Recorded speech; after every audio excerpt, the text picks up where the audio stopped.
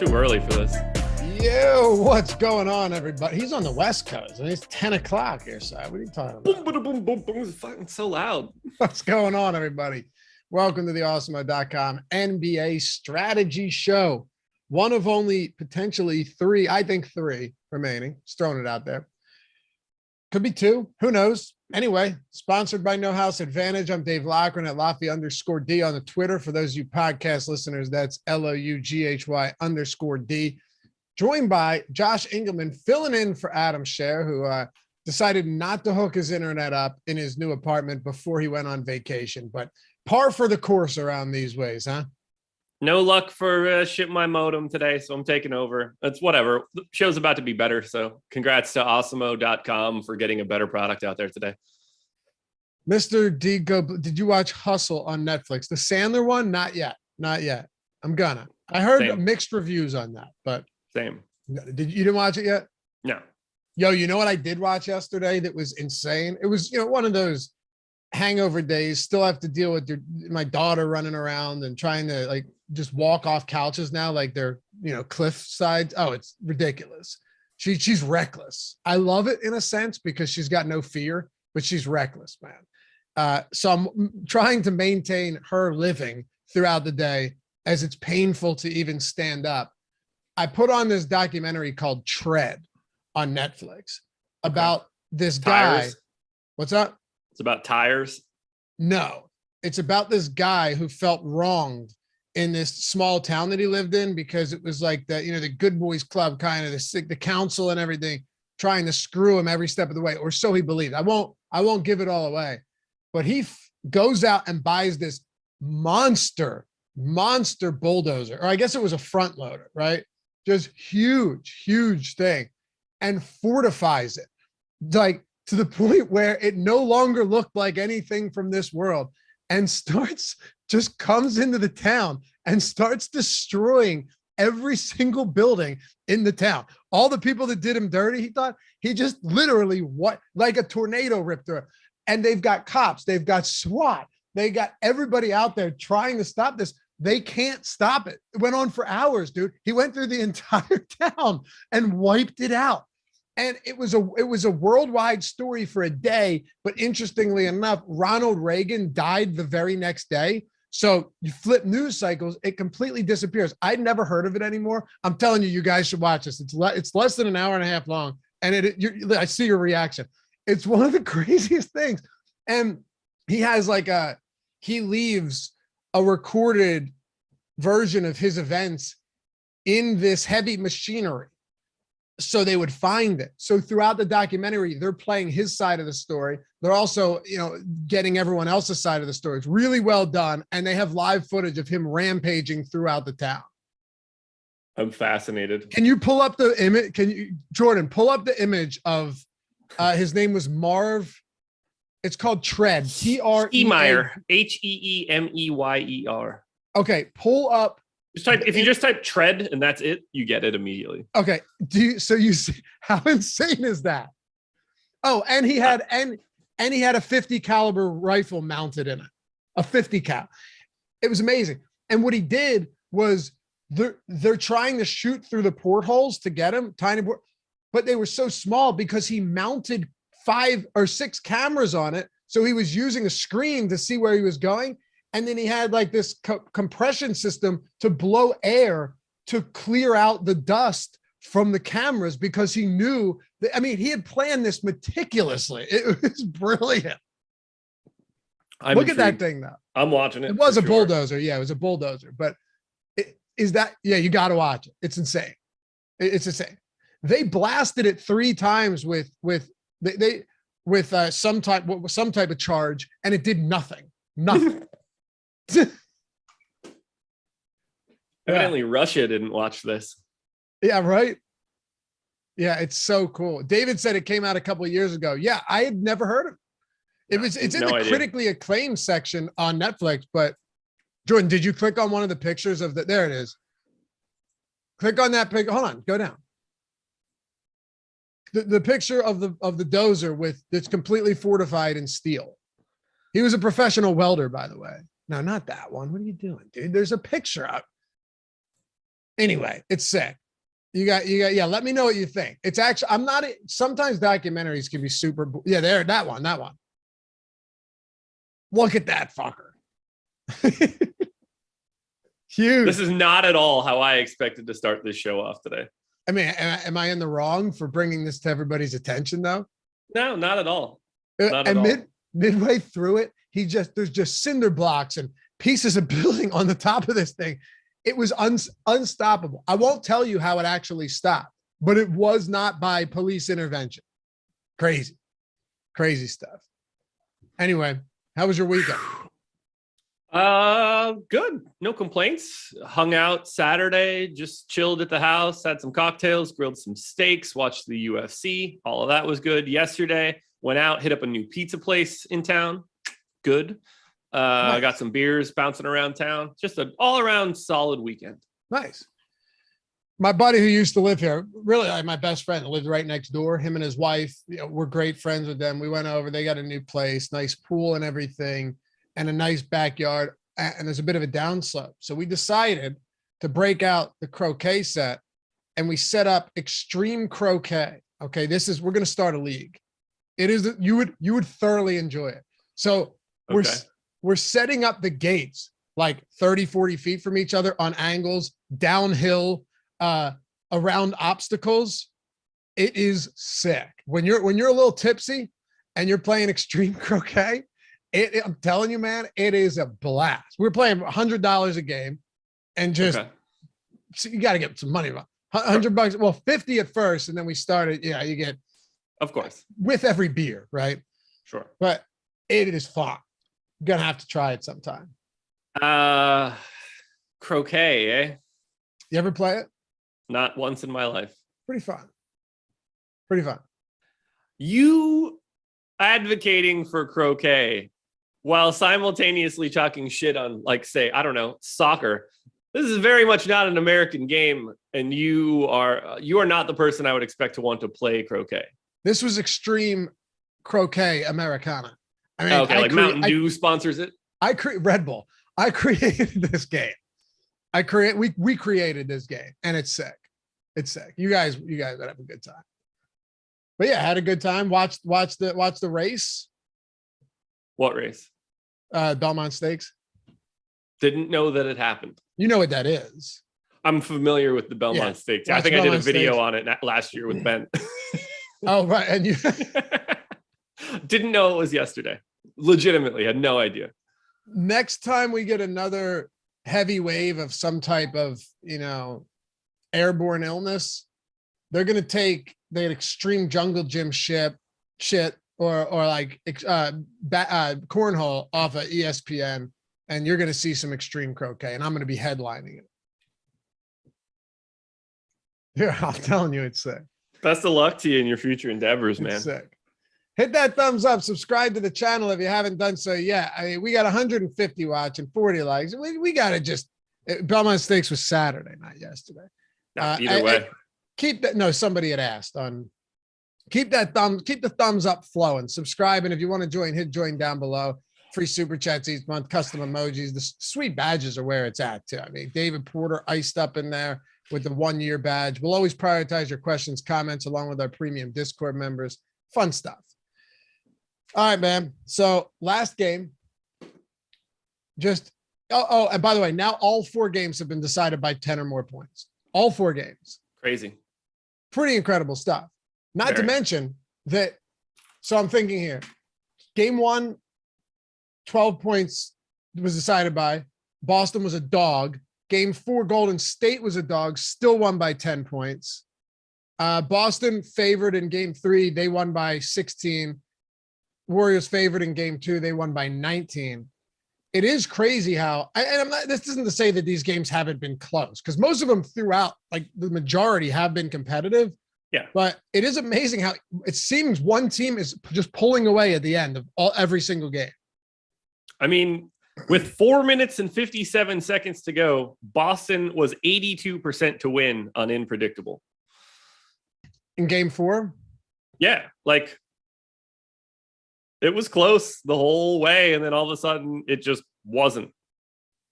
They were 82% to win with 4:57 to go, with 3:27 left.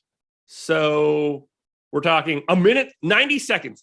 Legitimately, 90 seconds later, they were 28% to win. Wow. Yeah, that's basketball. Crazy. Wiggins rebound. Wiggins put back. Jaylen Brown misses.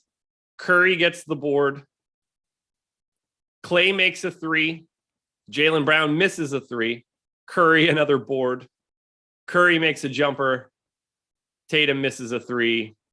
And then Draymond gets the board, and they're down to 28%. Like that. 90 seconds. It's also kind of funny how Draymond Green, from a fantasy perspective, wasn't actually that bad. I mean, I know. And now today he's the best play on DraftKings. Yeah. I said it. He had 9. Well, that's what I actually wanted to talk to you about. I was looking at it this morning before we started, and he had 9 rebounds, 8 assists last game. He had the 4 steals. The shooting, you and I watched that game on playback. Come hang with us tonight. It's been a blast every time we've done this. We'd love to have you guys hang out. We're watching, and it just looked like so many boneheaded plays, bad shots. It honestly looked like he was playing hot potato at one point. He had the yips once he got the ball in his hand. But at the same time, now you're looking at a price where Draymond Green's basically the same salary as Derek White. Yeah. And Klay Thompson's $1,000 almost more expensive than him. Klay Thompson's had one fine game in this dude.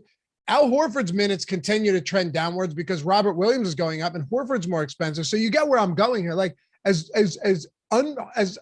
difficult as it's been to watch Draymond Green play at times, to think that he should be cheaper than those guys or the same price as Derek White, to me, is crazy. Yeah, it's nuts. Draymond ended up being my number 1 contender coming out of the video. Go watch that, by the way. And the process, all that stuff is right here on already this up channel this morning. And I'm here filling in for Adam, just killing Monday mornings like it's my job, because it is my job. But yeah, Draymond down to 6,600 makes no sense to me. It doesn't matter how much you think he sucks. They're not actually taking him off the floor for the bulk of the game. Is he going to be out for maybe like an offensive series or two if it's going really poorly? Maybe. But at 6,600, it doesn't take much. And it's not like I have some crazy stat line projected for him. It's like 8 points, 8 boards, 7 assists, 2.5 stocks. If he just gets to the rim twice, he's halfway to where he needs to be from a points perspective. You get like 1 or 2 putbacks, and all of a sudden you're immediately at 8 points. That price just doesn't make any sense. And we've been talking about it a lot throughout this series, where we don't really have those 1K guys to provide value. You know, we've got Gary Payton at 3,400. Otherwise, like, everybody is pretty expensive, which makes it a lot more difficult to pay down and get your Tatums, your Currys. Jaylen Brown now 10K. Like, it's hard to even get to 2 of those guys in one lineup because of those price tags, because we don't have the pay down options. When you don't have those pay down options, the Horford, Rob Williams, Derek White, Wiggins, Clay, Draymond, Looney, these 6K to 7K guys become very interesting in both spots, utility or captain. And that's why Draymond is going to stand out the most, because you can use him anywhere and the salary just simply works. 70% of the time I had him coming out of the optimal. I love him today. Love him. And I love Clay too, which is also scary.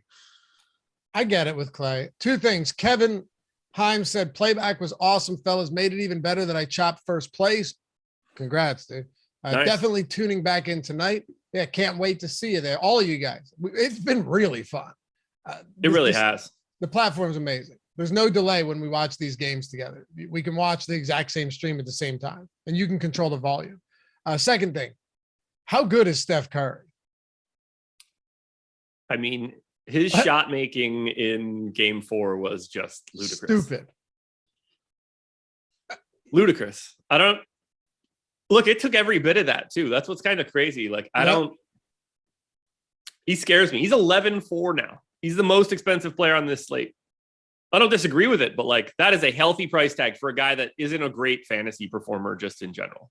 He's not the same kind of like stat stuffer, gets a bunch of steals and blocks and rebound. Like, he's great. He's like 1.2, whatever the hell. Like, I don't want to undersell him there, but like, he doesn't have the kind of games where if he's not scoring there, you can't get there with him. There aren't going to be other stats that save the day. Yeah, this is true. But at the same time, you're also going to see a Stephen Curry with a higher usage rate than we've seen all season. Like this is, it is not the same Steph Curry that we've seen. So I think we can at least consider that factor in as well. I mean, you're legitimately talking about someone who look at his usage, look at his involvement through these games. For sure. And it can't go anywhere. It can't go anywhere. You can't. I mean, is it possible that maybe Andrew Wiggins and Poole and these guys just heat up? I guess, but what is the most likely outcome here? The most likely outcome is that Stephen Curry has to continue to go crazy. He has a 35% usage rate. The next closest player is Jordan Poole, who's playing off the bench at 26. Wiggins is at 21.7. Thompson's at 21.6. Green's at 11.9.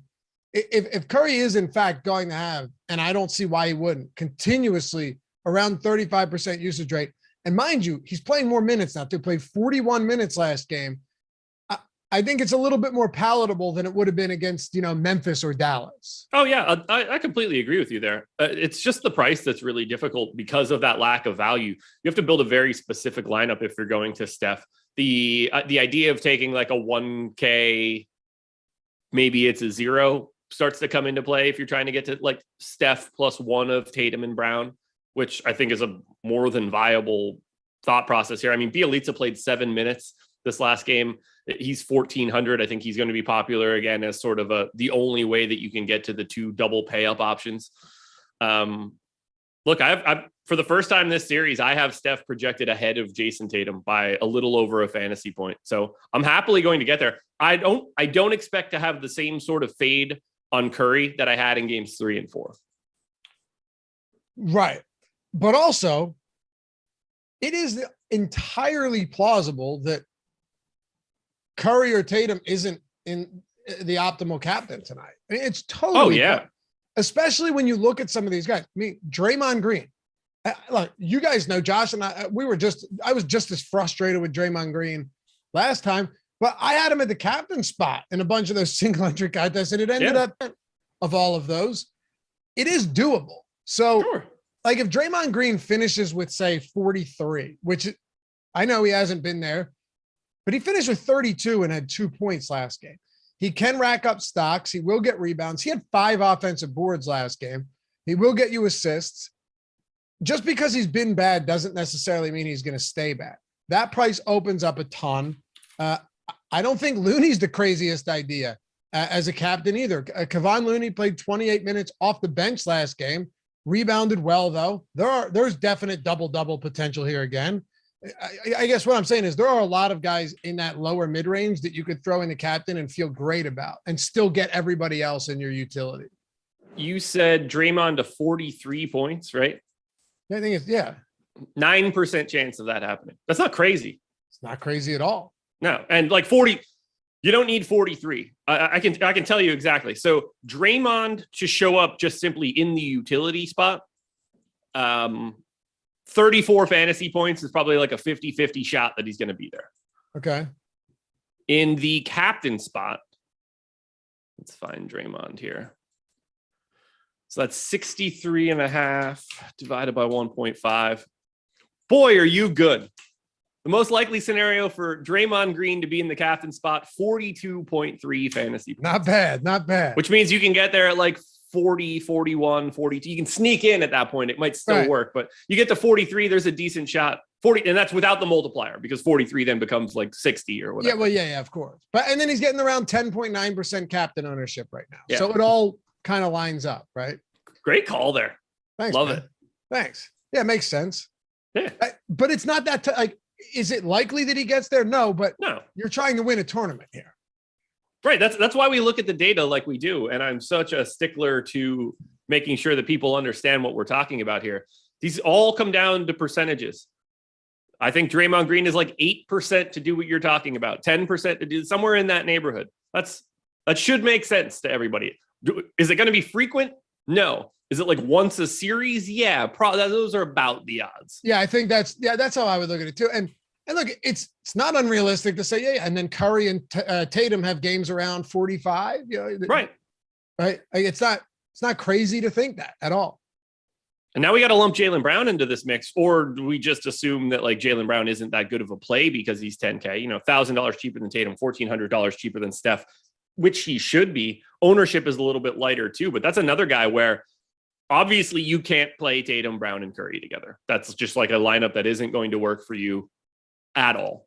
You probably got to pick two of those three. And the more likely scenario is you got to pick the best one of those three. So no, you can do it. You just can't have either three of those at captain.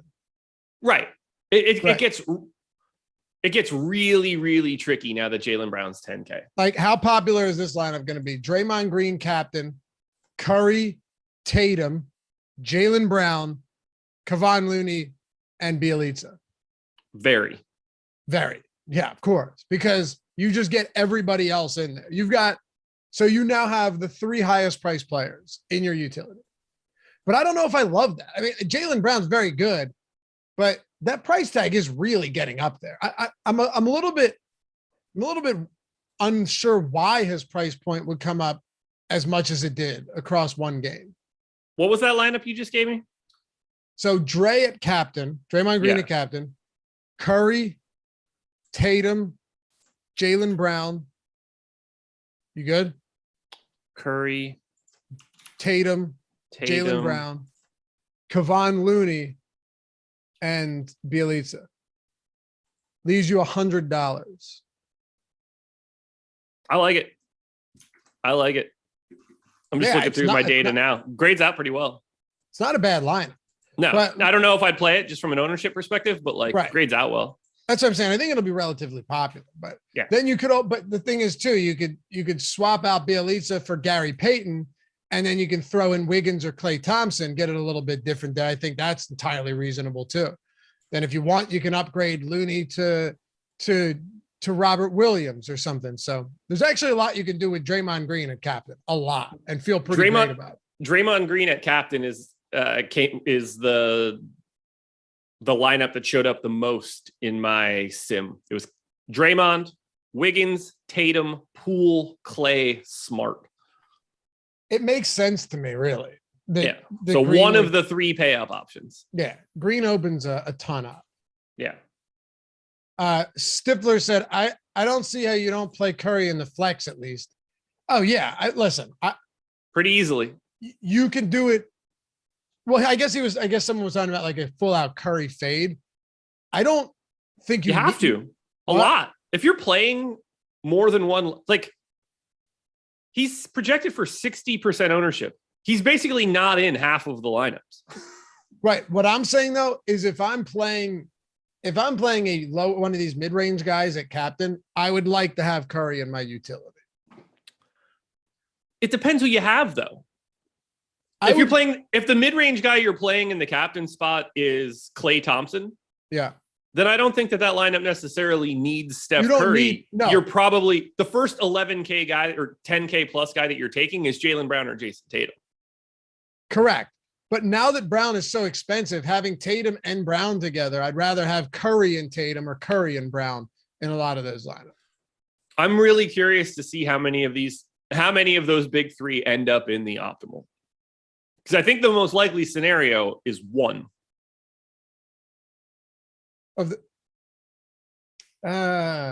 Depends who's a captain. It depends if you think this game is close. The bigger the blowout, the more likely it is that two of those guys are in there because you unlock value. But when you think if this game is fully competitive, I think it's going to be hard to get two of those three guys. When you think about it, though, really only one game has blown out in the sense that starters lose considerable minutes. Sure. Game 2. Yeah. I like the pricing today. It makes it a little bit more fun. It gives us something to talk about. Dude, here are the results of the top 1, 2, 3, 4, 5, 6 guys from my sim. Doesn't matter what their names are here. 70%, 65, 60, 57, 56, 52. To separate out 6 guys that are basically all the same like I take a minute or two away from Draymond or Clay. Like we're bunching these guys up. My odds say like those 6 guys are the 6 best guys: Green, Tatum, Wiggins, Curry. Green, Thompson, Wiggins, Curry, Tatum, Horford. Those are the 6 guys with the highest sim odds for me. You're still only based on the aggregate of those. That's 360%. So like 3.5, maybe 3, maybe 4 of those 6 are going to be in an optimal. How the hell do you sift through that? You don't. I mean, you just. I'm giving you those 6 guys, and I'm telling you, the best you could hope for is probably 4 of them in an optimal. The second most likely scenario is 3 of those names. So yeah, if you want to fade Curry, it is not outlandish. It's super normal. Same for Tatum. Yeah. This is as hard as I could picture a showdown slate being. But the boy from Cali said, and I'm not calling you out. I just want to be clear. This is not what Josh is saying. He said, I'm with Josh. Curry's too expensive. Fade him. Yeah, that's not what I'm saying at all. And he did say single entry, but you're saying you're going to get lineups without him. And if you do, that's fine. Not because Curry's not too expensive. No. He's expensive, but he's not too expensive. It's just playing Curry means that you're making exceptions elsewhere and vice versa when it comes to Tatum. Yeah, like if you're going to Curry, your best bet is probably going to like a smart Horford, Rob Williams, Derek White captain. Yeah. Although right. In single entry, we're assuming this is a smaller contest. You can just go to Curry at the captain spot, who's 17% owned. That was the crazy thing about, I was telling you about the one single entry that I had. I forget which one it was that you and I were talking about on last stream. And I'm like 8th place out of 3,000 with that green lineup. And then you went over to the 4-point play and that lineup was in like 300, 400 plays, Size of the contest is everything, guys. You got to remember that. It is. I kind of love the single entry for showdown too, because you can make a small tweak and not have to do anything egregious where you look at it and you go, dude, what am I doing? And you can make a lineup with subtle differences. Like last game, Draymond Green, even at captain in a spot like that, or just maybe your one value player is different than the chalky one. And it gives you all of the leverage you need in a lot of those single entries. Yeah, I really like the single entry mechanism there too. In the process show, when I walk through all of the contests you could have here, I'm getting into 2 separate single entries and a 3 max, which I love the idea of in these settings, because at best you're going to be, unless you're trying to just play like the standard issue cash lineup in these contests, you're going to be duped like no times, potentially 1, maybe 2. It's not going to be like, oh, I finished at the top of the 4-point play with 227 of my closest friends. Right. Yeah, exactly. Fun slate though. I'm all about this. We got free projections today too. NBA player projections are entirely free over at awesemo.com. Soon to be, drum roll, please. Hit the drum roll drop, Jordan. We talked about this. We talked about this. I'm just kidding. We didn't. And I'm not giving you the name yet anyway. Is he jerking off? Is he pumping off over there? I thought so. Are you spraying all over the place, kid? There's a Richard and Sal prank call from the Howard Stern show where they're trying to sell something on Swap Shop. Remember they used to do those prank calls? Are you not familiar with that? I never listened to Stern. I'll have to send it to you because it's the greatest thing. She's like, yeah, you got this beautiful sweater. Why are you saying it in Norm's voice? No, it's not. He would go, Richard would go on as Ethel. Like, but my grandson's been learning how to pump off and he's just spraying all over the place. You are doing a Norm bit right now. No, I tell you, I'll send this to you. Some of their prank calls are they're some of the funniest things. I've never laughed so hard in my life at some of their prank calls. They're great. This is like the heyday of Howard Stern. If you know, you know. Frank Rizzo. It's not Howard Stern, but that's all I think about for prank calls are the Jerky Boys. So yeah, these are way better in my opinion. Oh, way better. Guy. Way better. Come on. Was he the "you kicked my dog"? Who? The Jerky Boys? Yeah. I don't remember. I'm pretty sure it was. All I remember is Frank Rizzo. They were good, but these are the best. Anyway, player projection free for baseball and for basketball. But if you're looking to get in on everything, 50% off at soon to be named something else. Nothing else changes them. Just a name. Josh is still here. I'm still here. Yeah. Jordan might be still here. All of the tools are only going to get better. Everything's going to continue to get better. Just a name change. That's it. It's like today, isn't it? I think it's coming soon. I'm not sure when, but it is coming up relatively soon. And I'm pretty stoked for it. But hey, 50% off everything at Awesemo. Literally every single tool that we have on the site, all of them built by Awesemo himself. Top stacks tool, boom bust, ownership projections, player projections, the lineup builder, all of the actual player projections, all the simulation tools. Josh did a great job breaking them down the other week, just how valuable they are for every sport. And even if you don't know a lot of these sports, whether it's MMA or NASCAR or PGA or esports or tennis, soccer, you name it, that's why the tools are there. Hockey, the tools are there. So you don't necessarily need to know a lot of. There's a ton of really good players out there that I promise you, 1,000 times more about when it comes to sports. Because there's one guy that I remember it was a live final and he was like, yeah, I'm playing the pitcher with the long hair, the long blonde hair on the Mets today in the live final. Now this guy had won many live finals. He's talking about Noah Syndergaard. He had no idea who he was, Josh. And that's not that uncommon. No, look, I played every week. Not every week, but like when I play a UFC slate, I'm a UFC fan and I will not know half of that card. Like you don't need to. Really? We've got the data on the web. What do you mean, really? I know. I thought you knew a lot of like all of. I used to, man, but they got like 900 people on the roster. At this point it is getting insane. That's impossible. It's like knowing the backup cornerback on like the Texans or something. It's just some schmo from Brazil that's fighting in the first card of the first fight of the card. You don't need to know any of that stuff. We've done the dirty work for you. We've done all the hard stuff on the back end. We're just bringing you the results. Yeah. Promo code NBA Strategy Show. All caps, all one word, NBA Strategy Show. 50% off every single tool on the site for the entirety of the month. And if you want, you can get the Fantasy Cruncher add-on as well. So hit it up. NBA Strategy Show. When you go and check out at awesemo.com/join, all caps, all one word. It's a phenomenal deal. It is. All right. So I think we've actually taken a pretty good approach when it comes to this slate, just diving right into what kind of is way different about last game, right? I do want to talk a little bit about that. We don't need to spend more time on Curry and Tate. Like if you want to captain them, you can. You're not going to be able to play all three of those guys. It's virtually impossible. But there's many ways to play mid-range guys at cap. Just to recap here, anything I'm missing before we start talking value?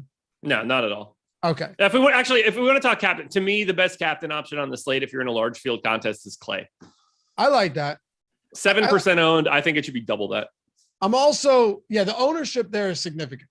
I'm just such a sucker for guys like Draymond Green because when he does have that 10 point, 10 rebound, 10 assist game with 6 stocks, I'm there for it. Yeah. Right. As bad as it's been, and it's been bad.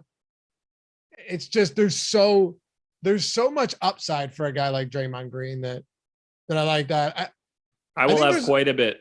I just think there's a lot of places that you can go to captain and be fine. Like smart at captain, I think is totally reasonable. 6%. Dude, you want to know how ridiculous it is? I have 6 guys at 10 from between 10% and 16%. That makes sense. Yeah. It does. If you want to tell me you want Draymond, Clay, Wiggins, Curry, Tatum, Jaylen Brown, I agree with all of that. You want to tell me you like Horford or Marcus Smart? Yeah, those are 5% guys to me. I think that's totally reasonable. And I think you also just have to look at it from a standpoint of, hey, a lot of these guys are playing 40 minutes a night. When you're on the floor for 40 minutes a night, you can fall into that captain spot's optimal. Yeah. But remember, 2 days off coming into this game, 2 days off going into Thursday's game. Yeah. Don't be like Horford's minutes have been light this series. Do not be surprised at all to see Al Horford play 40 minutes because there's 3 games left in the season. Wednesday to Friday was the only game that only had 1 day in between. Right. Of the entire series.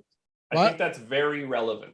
It is. So I'm running my sim right now. You know what else is relevant about that? If you're a Warriors fan, you're going, my God, how screwed are we? Steph Curry hurts his foot on the only game where they only have a single day of rest. And then he comes out and drops 43 like it was nothing. Insane, dude. Insane. What do you make of Kevon Looney today? I mean, to me, he's the biggest wild card on the slate. I just love the wild cards though, because I'm not going to beat a dead horse. I think he's not only a wild card. I think in certain games, he's a difference maker. I completely agree. Here's how crazy it is, because I don't have a good feel for it. No, they took him out of the starting lineup and he played more minutes than he had before. So no, in the whole series. Right. Yeah. Right. Good luck figuring out, like, do you assume? I assume he starts again. Otto Porter was not very good. And honestly, you didn't need him to be. Maybe this is what they wanted to do, was to get Kevon Looney off the bench. Like you said, maybe get him away from Robert Williams a little bit, just set the matchups a little bit better. Yeah. It's hard for me to say. What I do know is that if you get 28 minutes out of Kevon Looney at that price point, you're going to want some of him, especially at sub 20% ownership. Yeah, he's going to be pretty self-fulfilling. Every extra minute that he's out there, you just assume that he's doing really well on the boards and like just putting up a, 14 rebound type affair. He showed up in 19.8% of my sims. We have him owned at 19.4. That feels about right to me. I don't have a great feel. I'm probably light on his minutes, but at the same time, like, I don't know if, what did he do? What did he play? 28 this last time out without 28. Starting? 28. I can't project him for 28 if he doesn't start again. I don't think I can project him for 28 if he does start, but we need to know that lineup. I think that's relevant. You can't look at it and think, if Otto Porter starts again, you cannot look at this game and think he's going to play more minutes than I would have expected previously. Right. Otto Porter played 14 minutes, didn't play any. But yes, I agree with you. Looney played. He played. You look at these rotations, man. It's not only, and this is what stands out the most to me. You will be on the same page for sure. It's not just that Looney got 28 minutes. Looney played 7 minutes to close the game. Yeah. That is undeniably significant when Looney's out there to close the game. Am I surprised by it? No. We've been saying this, but would I be surprised if Steve Kerr decides to do something different? No. And I'm not trying to talk out of both sides of my mouth. If I'm going with one or the other, I think that Looney continues to get good minutes because they need him on the boards and they clearly need his defense. But I also don't know. Yeah. I gave him 24 minutes and I feel pretty comfortable with that. I don't think that I don't have a good feel of going either direction. 23 feels too low. 25 feels too high. I just don't have that feel. Man, closing out the whole game for more than a half a quarter though is wild. Wild. I would not have expected him to play the final 7 minutes and whatever, 7 minutes and 7 seconds, basically. Yeah. Then he came off and came back on for like another 19 seconds. So, call it 8 minutes. He played like 8 straight minutes, basically. But he closed over Poole. Which doesn't, he closed with Poole for a bit. Well, the final they had Draymond off. But yeah, like it was Looney. Yeah. It's interesting stuff. He's done that before too. I can't believe that Nemanja Bjelica played 4.5 minutes to start the fourth quarter of Game 4 of the finals. Yeah, it's crazy. Nuts, dude. Nuts. Like, I think they want Looney to close. He was at plus 21 for the game. Go back and look at Looney's plus minus in most of these games. Go ahead. I'm just saying it's generally one of the best on the team. You can see in the rotations how much it seems like Kerr was trying to get him out there. Looney checked in the moment Robert Williams checked out in the first quarter. They brought Robert Williams back in for the final 2 minutes of the quarter, so they overlapped there. Then Looney did not start the second quarter. Rob Williams did. Basically, the moment that Rob Williams came out in the second quarter, Looney came back out, finished that off again. Same sort of situation in the third quarter, but they brought Looney on a little bit earlier. Again, fourth quarter, they tried to play Rob Williams as long as he could. Eventually just got hurt, had to come off the floor. But if Rob Williams wasn't hurt, is he playing the entire fourth quarter? He played 31 minutes I know. I think And you may have been right. They wanted him to play 35. I think you may have been right about the matchup there. It's good but honestly, at this rate, it's good for both Looney and for Robert Williams at this point. I mean, I think both of these guys they're priced in a spot where you're willing to accept that volatility is the way I would put it. Because if you're really only if I'm getting 19% ownership from Looney, 1% at captain, Robert Williams at 31%, 4% at captain, so a little bit higher, but neither of these guys are pulling massive ownership. No. So this entire deep dive that we're doing right now based on Looney has prompted me to look even closer at Robert Williams. And I feel like either I'm underrepresenting him in an aggressive way, or we all are. For him to have played 31 and a half minutes without being able to close because he ultimately ended up injured. So we're talking about he was set to play the entire fourth quarter and 34 minutes if he's able to be out there. What should we be expecting him to play after 2 days rest? Is he better? Is it 25 minutes? Is it 26 minutes? Should we just be giving him should we give him 30 right out of the gate? Because if he's playing, if we think Robert Williams is playing 30 minutes, he's probably the best play on Boston. Yeah, but he tweaked his knee again.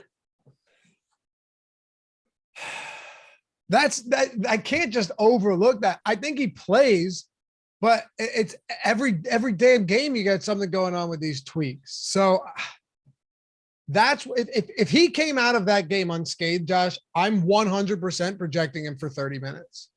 No question. I gave him, what do I have him at right now? I think 25. What do we have him at on the site? I'd have him at 28 if he plays. We have it 27.7. I think there's I'm low and I'm going to adjust that number up. I think there's a very realistic case to be made that we are also too low. I also think that we're way too low on Al Horford's minutes at 32. I think Al Horford, I think 32 is perfect for Al Horford. Not in game 5. Why? I think the more likely scenario is 36 today. But he's played 33, 28, 30, and 28. 2 days off there's 3 games left in the season. They've had 2 days off for every game but one. Yeah, the most recent one. Right. But he's played. So that trend stopped for the most recent game that we just played. There's not a lot of time left here. There's not a lot of juice left to be squeezed out of Al Horford. I think they start to squeeze it now. But I think they might like what they have going on with him playing less minutes. One of Al Horford or Rob Williams has to play significantly more minutes today. Put it that way. If you think Rob Williams' knee is a problem, I think you by default have to think that Al Horford's playing more than 32 minutes. Oh, yeah. Yeah. But I'm still giving Robert Williams right now 28 minutes. Which is crazy to think for a guy that was set up to play 36 the game before this. I know. You're willingly eating 8 minutes from a guy that we both agree they want out there in a closing lineup if he can be there. I'm just trying to, I agree, but I'm saying I'm trying to account for the injury without accounting for it to the point where I'm giving him 23 minutes either, so this is going to be fun, man. You and I are on Live Before Lock tonight before the playback, right? Yeah. Ooh. All right. So that means that we're going from 8 to 9 Eastern. Uh-huh. And then we're going from 9 to 11:30 watching all 4 quarters of this game together. Correct. All right. I love it. It's going to be a lot of us. Yeah. Playback.com/room/Awesemo. Jordan, put it on the screen. Do you have that graphic by any chance that we can throw in? We don't have it. That's cool. Great work. Playback.com. No, getplayback.com. Sorry. Getplayback.com/room/Awesemo, right? I think that's it. Yeah, that's it. I looked at this slate for an hour and a half this morning. I did contenders videos, whatever. Just doing this show now has me completely rethinking the way that I need to project Boston. It's going to make a huge difference. I can tell you this much right now. Unequivocally, I'm going to have a lot of Al Horford today. I know I'm going to be well over the field. I gave him 34 minutes. I don't even think that I'm being aggressive to give Al Horford 34 minutes in a game 5 of the finals. That alone is going to put him in everything for me. Well, hey, if nothing else, we're going to have some good meltdowns or some good sweats. We're going to have some good stuff tonight. I can't wait. I'm going to be sweating plenty of bets on top of that too. Check out over at the Odds Shopper channel, ODDS Shopper, all one word, but Odds Shopper, all one word. I do the best bets video for all of these games. We're on a 7-0 run, Josh. We're on a 7-0 run. So let's keep it going, man. Let's keep it going. I'm excited for everything tonight. I love this. I'm going to be bummed when the series is over. I'm fully invested right now. I want to close this show out with a little bit of value here to see if there's anything outside of, Bielitsa, who, and he's not really, there's nobody getting a lot of ownership that's cheap. Before we do though, nohouseadvantage.com, we're talking about this now, right? When it comes to Horford or it comes to Robert Williams or Kevon Looney, the Kevon Looney thing, the reason I've harped on it so much is because I was on the overs on rebounds for Looney last game before he came off the bench. And then and then we ended up getting there in the first half because he's dominator on the boards. Those are opportunities though, that oftentimes you can take advantage of at No House Advantage because it's a player prop.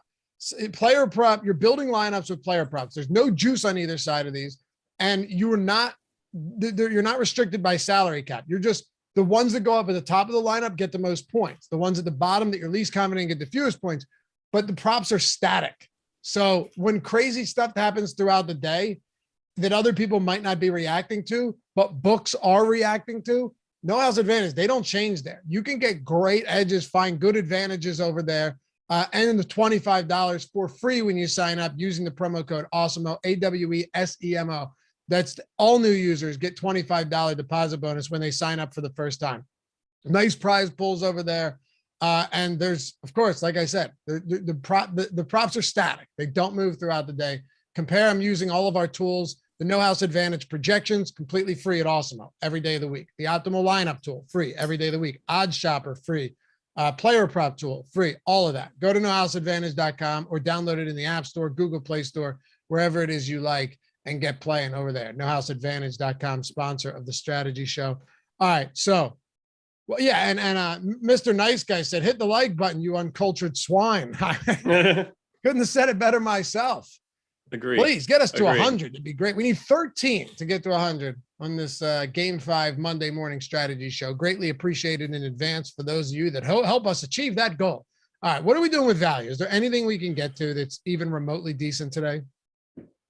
No. I mean, Bielitsa is 1,400. He played 7 minutes. It appears that if they're willing to start the second quarter and the fourth quarter with him, I mean, I never put anything past Kerr.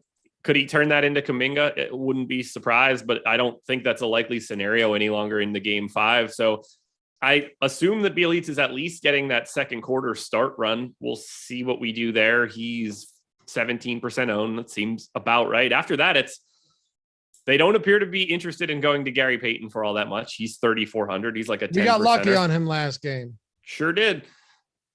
Peyton Pritchard's 2,800. He's going to play whatever minutes Marcus Smart doesn't play, and that's it. Grant Williams is down to 3,800, but he's been phased out more and more in this series. It doesn't seem like that's the way it goes, but so here's what I would say. I think Grant Williams is the most interesting pay down option in this game because if you're nervous about Robert Williams, if you're light on Robert Williams, you might as well be heavier on Grant Williams because he is the guy that gets the direct benefit, potentially. Could also be Derek White, but Derek White's already 6,400. You can see the path to Grant Williams if you think Robert Williams' knee is hurt. There are no legitimate value options out there today. There really aren't. And there really shouldn't be if we're being completely honest about it. It's possible that some guys get some additional run, but from what we've seen, if the game's competitive, this is what you mentioned. This is what you mentioned earlier, that the only real way any of these benches get expanded or considerably would be one blowout, significant blowout. This has to be a huge blowout in order for that to happen. Because if it's a 15-point game midway through the fourth, you're not pulling your starters. No. Or significant foul trouble. But the problem with that is if you get guys in significant foul trouble, like, you know, in the front with Golden State, you can just give Jordan Poole more minutes, and he's already not a value guy, right? It's not like foul trouble is necessarily going to create big opportunities for one of these 1K guys. That's just not really in the cards. No, that you need a blowout to unlock the 1K guys, or Bielitsa just shoots the lights out in the 6 minutes that he gets by them. Bielitsa is the only guy that can actually affect it that's paid down. If he's playing those minutes again, you never know what somebody's just going to fall into. They put up 2 fantasy points per minute. If Bielitsa scores 14, you have to have him. Not likely, though. Let's be clear here. Definitely unlikely. How many minutes are you projecting him for? I think I gave him 6. Okay, yeah. But clearly not a guy that I feel comfortable with. I gave him 6, yeah. Okay. I get it. Well over 100 likes. This has been a fun show. It has. Fun navigating this slate in the morning. Can be helpful for both of us. I know. Including chat. I got a lot out of this already. Yeah. Good stuff. Appreciate you guys. Hit that thumbs up on your way out. Subscribe. Follow Josh at Josh Engleman. Me at Loughran_D. LOUGHY_D. Shout out to our boy Jordan Klein. And hey, Josh, we're going to be back tonight, not only for Live Before Lock, but watching the game in real time, 0 delay, same screen. Everyone sees us. Everyone sees the screen at the same time. Chat is simultaneous with what we're saying. There's no delay. I can't say more good things about the Playbacks platform. I love it. I'm bringing snacks tonight so that I can sit and eat some chips or pretzels or some such shit. Smart. Gonna have last time you came up short on the snacks. I might need some snacks too. I did. I don't want to have to try to make queso at 11:30. Walking around with your phone trying to get that to work. We'll see you guys tonight for both of those. Deeper dive before that. See you soon. Peace.